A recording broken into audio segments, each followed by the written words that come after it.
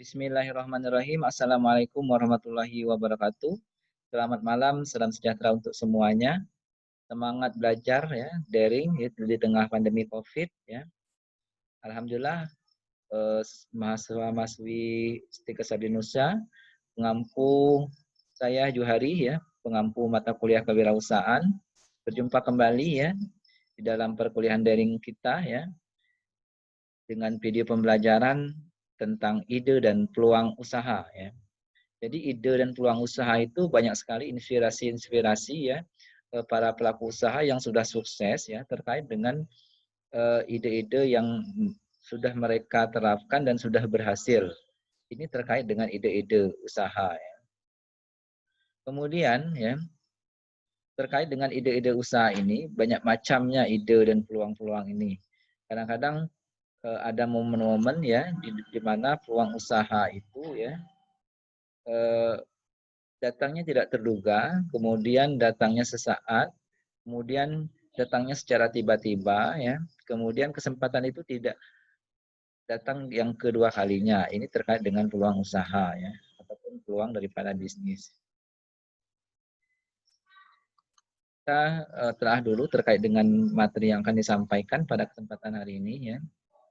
Di mana pembelajaran ini ya mempermudah ya, nantinya akan diupload melalui YouTube dan linknya akan di-share di Google Classroom. Mempermudah pembelajaran dan juga ketika ada yang mau ditanyakan ya tetap bisa menggunakan Google Classroom ataupun bisa menggunakan WAG grup daripada mata kuliah kewirausahaan ya. Ingat selalu ya 3M ya di mana berada, harus mencuci tangan sering-sering ya terkait dengan pandemi COVID, kemudian juga menggunakan masker, kemudian menjaga jarak ya di dalam kerumunan. Kemudian ide ini sebenarnya adalah bagaimana saya dapat. Nah, ide itu kita berpikir tentang sesuatu ya, apa yang bisa dilakukan ya. Apa yang bisa dilakukan. Ide itu munculnya dari dalam diri pikiran kita sendiri ya. Kemudian bisa juga dari luar ya. Nah, kemudian yang pertama ide itu adalah mencipta atau create. Artinya membuat sesuatu yang baru, ide yang bermanfaat dan juga ide itu adalah bisa kita terapkan di dalam kehidupan ataupun di dalam menjalankan usaha kita. Artinya ide bisnis baru di sini. Ya. Kemudian ya menambah baik atau value. Artinya dari ide-ide yang ada sekarang ya, dari ide ini ya, kita memperbaiki ataupun memperbaiki produk atau bisnis yang sebelumnya atau yang sudah ada. Bisa dari bisnis orang lain ya, kita menambah baiknya, menimbulkan ide-ide adalah bagaimana di situ ada inovasi dan kreativitas ya di dalam ide usaha. Kemudian ide juga adalah bagaimana mendapatkan keuntungan atau profit. Jadi di dalam ide itu ya yang tertuang dalam bisnis ini pasti orientasinya adalah bagaimana mendapat atau memperoleh keuntungan. Kemudian ide juga bagaimana untuk memperbanyak atau memperbagai atau diversity ya di dalam jenis usaha ataupun jenis produk ataupun jenis jasa yang dilakukan. Artinya dari usaha yang kecil ya sampai dengan usaha yang besar dengan berbagai macam jenis produk ya untuk bisa diterapkan. Ini adalah ide-ide. Kemudian keyakinan dan meyakinkan. Apakah kita yakin ide tersebut akan berhasil? Berarti kita harus berpikir secara mendalam dan menggunakan analisis ya. Ide kita itu ya terhadap bisnis itu yakin apa tidak? Berarti kalau kita yakin, insya Allah kita akan berhasil untuk menerapkan ide tersebut. Kemudian, apakah kita mampu meyakinkan pihak ketiga agar yakin dengan ide yang diketengahkan? Nah, jadi kalau misalnya kita punya ide ya, tapi kita tidak punya dana atau modal, kita bisa menceritakannya kepada pihak ketiga ya, pihak penyedia dana bahwa ide kita ini usaha ini akan maju ke depannya, akan berkembang ke depannya. Berarti ide-ide seperti ini adalah ide yang sangat baik ya, yang untuk diterapkan Kemudian juga perlu dukungan-dukungan dari pihak ketiga. Kemudian apakah kemungkinan ya pihak ketiga akan yakin dengan ide tersebut? Hanya cerita benar-benar terkait dengan ide ini. Jangan sampai ide ini itu membuat pihak ketiga tidak yakin, dan kita pun kalau kita punya ide kita pun harus yakin sehingga kita bisa meyakinkan pihak ketiga akan ide ini. Kemudian bagaimana memilih ide ya?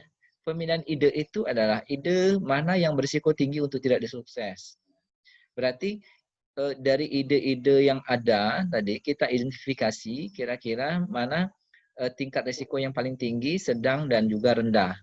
Berarti ide yang tingkat risiko yang paling rendah ya, yang paling rendah artinya kemungkinan bisa untuk sukses ya nantinya dari ide tersebut. Kemudian manakah ide yang mempunyai peluang sukses lebih tinggi pada waktu sekarang?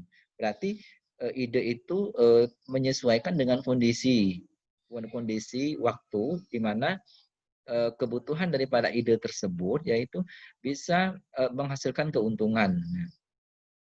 Jadi momen ya namanya, istilahnya momen ya. Jadi suatu produk itu momennya itu dia akan booming begitu.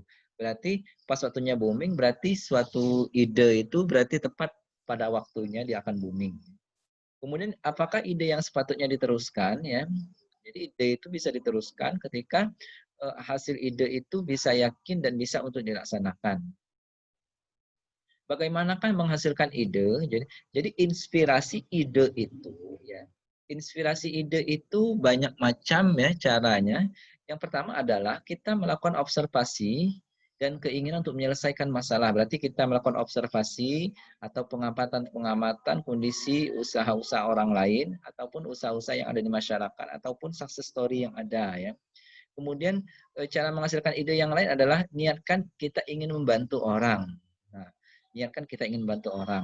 Kemudian meniru dari orang lain. Ini cara menghasilkan ide. Bisa juga misalnya kita mengadopsi daripada ide orang lain, kemudian kita kembangkan dan kita tambahkan value added-nya. Berarti ini adalah satu bentuk daripada meniru daripada ide orang lain.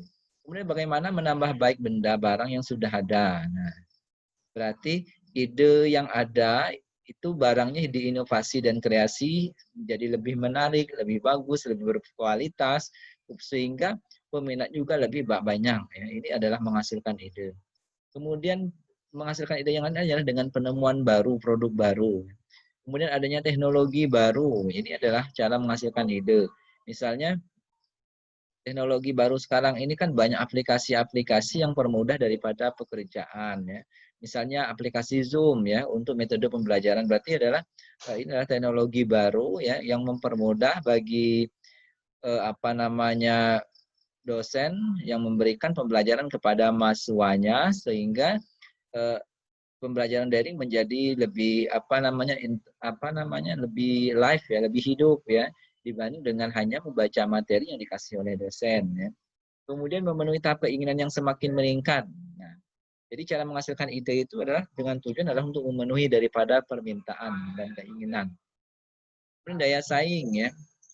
Semakin banyak daya saing ya, muncul juga ide-ide baru ya yang dari suatu persaingan.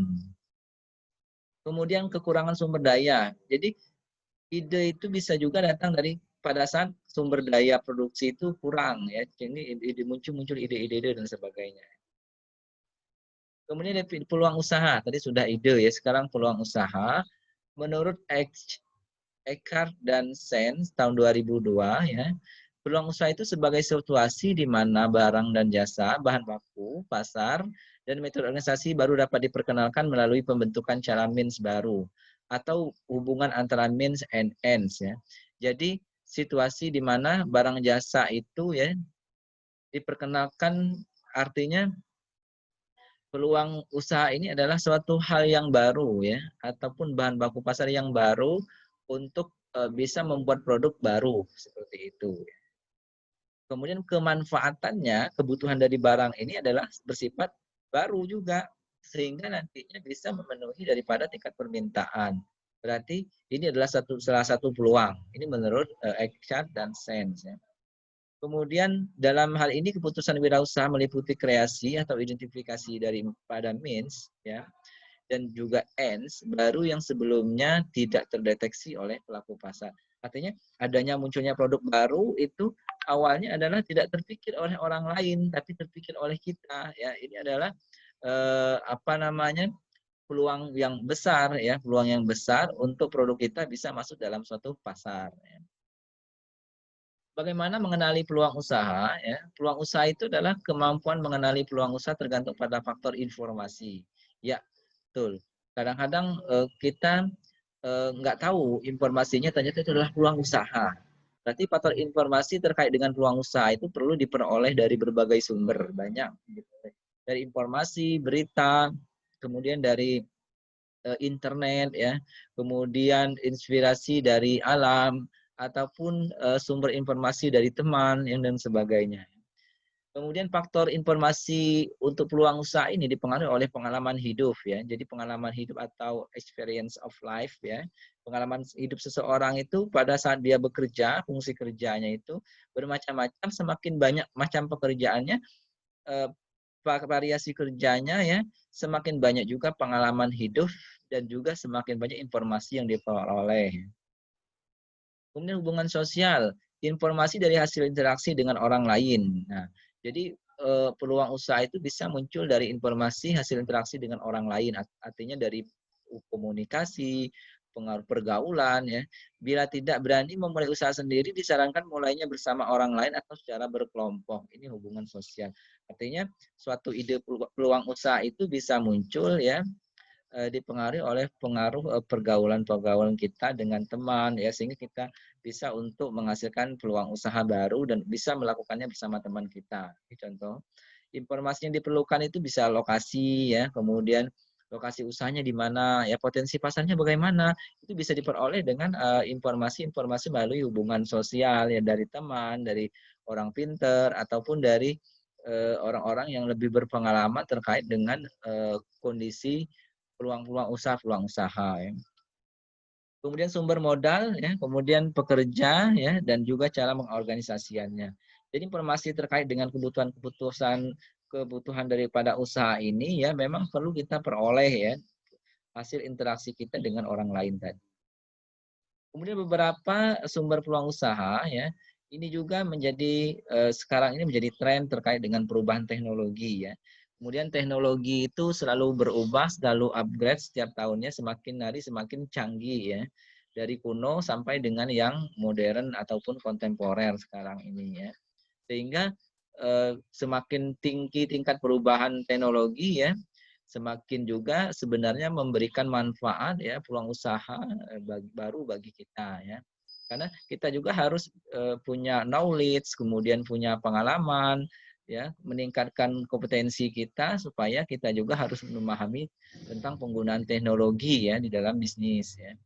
Kemudian perubahan kebijakan dan politik ya. Kadang-kadang peluang usaha ini kadang-kadang kalau ada kebijakan misalnya sekarang ini kebijakan pemerintah terkait dengan pandemi Covid ya kan. Nah, juga eh, pemerintah mengalokasikan dana ya untuk apa penanganan Covid ini sangat besar sekali ya triliunan rupiah ya. Contoh saja Bangka Belitung itu sekitar 600 miliar ya mengalokasikan dana untuk pencegahan Covid ya. Ini berarti perubahan kebijakan berarti perubahan pola belanja pemerintah kemudian adanya peluang-peluang baru bagi usaha ya bagi usaha-usaha misalnya usaha penjahit ya kan bisa membuat masker dari kain ya kan kemudian juga bisa membuat hand sanitizer ya kan dan sebagainya ini perubahan-perubahan kebijakan terkait dengan kondisi ekonomi kita kemudian dan kebijakan politik juga ya jadi kebijakan politik juga ini juga mempengaruhi daripada sebenarnya bisa menjadi sumber peluang usaha ya misalnya di tengah pemilu atau pilkada ya itu adalah kebijakan politik, kemudian adanya pemilu tersebut ya bisa memunculkan peluang usaha misalnya bagi kita adalah sebagai tim kreatif untuk pasangan calon legislatif ataupun pasangan calon pilkada seperti itu. Nah, ini adalah akibat sumber peluang dari kebijakan politik. Kemudian perubahan sosial demografi atau sosial kependudukan. Nah, semakin apa varietas penduduk ini semakin banyak ya, strukturnya semakin banyak dan berlapis-lapis, maka kebutuhan akan suatu barang dan jasa juga akan semakin bertambah. Ya. Jadi makanya semakin banyak jumlah penduduk, status sosialnya juga akan mendukung ya. Apalagi misalnya pendapatan penduduk rata-ratanya meningkat ya setiap tahun atau setiap bulannya seperti itu. Otomatis dengan peningkatan pendapatan sebenarnya akan memunculkan peluang-peluang usaha baru ya, akan kebutuhan mereka itu akan produk apa yang mereka inginkan. Nah, ini menjadi sebenarnya kesempatan juga, peluang usaha juga bagi kita semuanya ya. Jadi banyak kadang-kadang di tengah pandemi pun muncul usaha-usaha baru ya. Misalnya sekarang itu lagi ngetren contohnya saja ya, warung kopi ya yang lagi ngetren ya. Kemudian juga eh, kondisi daripada adanya usaha-usaha baru yang sudah masuk ke ganggang ya. Kemudian adanya Alfamart dan Indomaret ya juga mendukung ya struktur perekonomian ya di Pangkal Pinang ataupun di Bangka terutama ya. Ini akibat daripada perubahan sosial demografi. Orang lebih biasa itu tuh belanja itu di mall ataupun seperti di minimarket ataupun yang standar dengan minimarket ya. Mengidentifikasi tipe-tipe peluang diantaranya, yang pertama adalah berdasarkan asal perubahan yang berasal dari kreasi produk atau jasa baru. Jadi perubahan yang berasal dari penemuan bahan baku baru, berasal dari metode produksi baru, dan berasal dari cara pengorganisasinya. Kemudian berdasarkan sumber peluang, ini peluang berasal dari informasi yang asimetrik ataupun dengan silang. Ya. Kemudian peluang yang berasal dari perbedaan tingkat produktivitas dan peluang yang berasal dari identifikasi penghubung perubahan yang menghasilkan peluang usaha. Peluang usaha itu ditinjau juga dari beberapa aspek. Yang pertama adalah aspek pasar. Kadang-kadang dengan pasar yang banyak, pasar yang bertambah, ya, kemudian pasar yang sedikit, ya, itu kadang-kadang muncul ide usaha, itu peluang usaha baru. Kemudian banyaknya persaingan juga bisa munculkan peluang usaha. Dan adanya keinginan konsumen juga bisa memunculkan peluang usaha. Ya. Dan kekuatan-kekuatan kita juga sebenarnya peluang usaha. Sebenarnya kita itu punya kekuatan apa, sumber daya apa yang kita miliki. Itu juga sebenarnya menjadi kekuatan peluang usaha juga. Kelemahan kita itu apa sebenarnya yang kita rasakan ya.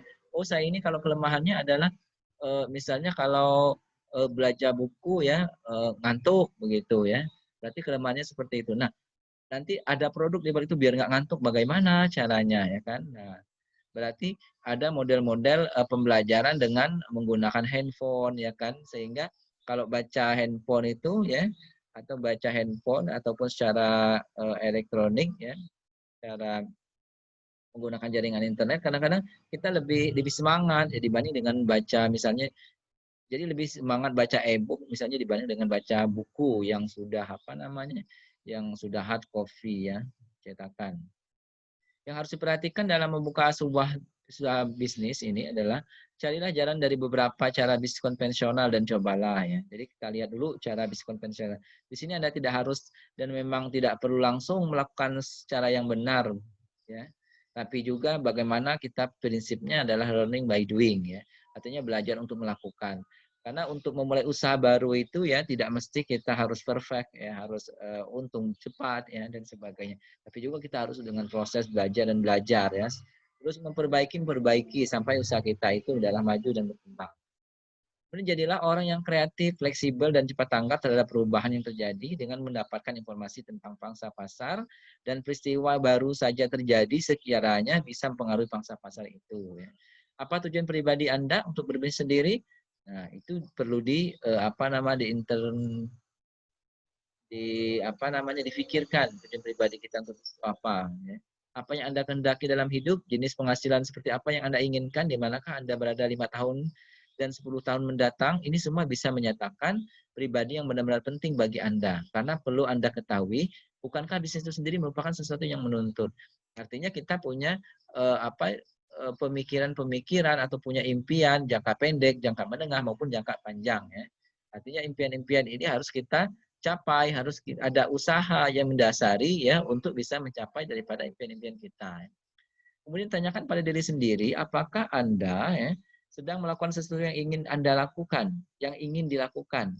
Apakah Anda bekerja dengan orang yang memang Anda ingin bekerja sama untuk melakukannya? Apakah menurut Anda kira-kira ya? Jadi kita itu apakah sudah bekerja tepat pada profesi yang tepat seperti itu. Kemudian apakah kita itu bekerja dengan orang-orang yang benar-benar yang kita harapkan. Nah, ini menjadi pertanyaan juga. Kemudian pengembalian investasi sudah bisa seperti yang diharapkan. Jika ternyata muncul perasaan tidak senang, tidak mood, maka bisa jadi Anda tidak akan menjadi pengusaha yang baik dan sukses. Kemudian punya ide bisnis yang disertai hasrat, membara, atau passion pribadi untuk segera memulai mengoperasikannya. Jadi hasrat pribadi ini penting ya, bagaimana keinginan pribadi itu ya akan mendasari daripada niat kita untuk bisa menerapkan daripada bisnis yang akan dijalankan. Semestinya menjadi bagian dari apa yang Anda kehendaki dalam hidup. Jika tidak, jangan Anda bisa mengubah semua ide Anda menjadi bisnis yang sukses ya. Jadi kita harus mengubah ide bisnis kita itu ya untuk menjadi sukses. Dan setiap ide bisnis itu memang tidak langsung ya bisa sukses, tapi kita perlu trial and error memilih ide bisnis mana yang kira-kira kita cocok untuk melakukannya dan bisa sukses ya. Faktor yang menentukan bidang usaha ini bisa minat dan bakat, modal, waktu, laba, dan pengalaman. Dulu sudah dijelaskan. Contoh dari kepemimpinan Rasulullah pada 1400 abad yang lalu ya, 14 abad yang lalu ya, di mana sifat Rasulullah yang dikenal dari awal sampai dengan akhir zaman ya, di mana sidik ya jujur dan berani, kemudian juga amanah dipercaya, kemudian tablik bertanggung jawab, fatonah mempunyai kecerdasan serta peduli terhadap lingkungan. Jadi dasar-dasar daripada ide peluang usaha itu ya, ini sebagai contoh saja adalah Nabi Muhammad SAW dalam Islam. Kemudian siapa mereka? Ini adalah Tukul Arwana ya dengan 4 mata, kemudian dia sukses. Kemudian ini Inul Daratista ya, kemudian ini Agnes Monica yang sudah go internasional. Ini Mulan Jamila, kemudian ini Delon ya berangkat daripada Indonesian Idol ya, dan juga banyak orang-orang terkenal dan sukses lainnya ya, yang mereka itu adalah pekerja keras ya, pekerja keras, kemudian juga bisa sukses ya. Jadi orang-orang yang sukses itu apa namanya itu mereka adalah rata-rata pekerja keras ya. Tidak pernah mengeluh ya, semangat, kemudian punya ide-ide dan peluang yang brilian untuk mengembangkan usahanya sehingga berhasil. Kemudian menurut Ciputra, entrepreneur itu mengubah kotoran dan rongsokan menjadi emas. Ya, ini adalah menurut Ciputra. Jadi bagaimana kita mengubah ide-ide dan peluang usaha yang ada itu ya menjadi emas, kemudian juga bisa bermanfaat dan menghasilkan keuntungan. Jadi ini terkait dengan materi ide dan peluang usaha yang semoga bermanfaat di dalam pertemuan ini ya. Nantinya silakan belajar ya. Kemudian untuk pertanyaan tadi sudah diingatkan, silakan komen di Google Classroom. Kemudian untuk absennya silakan menyebutkan nama dan NIM-nya di Google Classroom ya. Nanti link daripada YouTube pembelajaran ini akan di-share di Google Classroom untuk mempersingkat dan mempermudah daripada pembelajaran kita ya. Sukses untuk semuanya, semangat ya di dalam belajar dan juga learning by doing ya, mulai untuk melakukan usaha ya, usaha sampingan paling tidak ya untuk menambah daripada penghasilan. Ingat semakin banyak keran potensi penghasilan, semakin banyak juga dana yang masuk untuk menutupi daripada pundi-pundi penghasilan kita ya.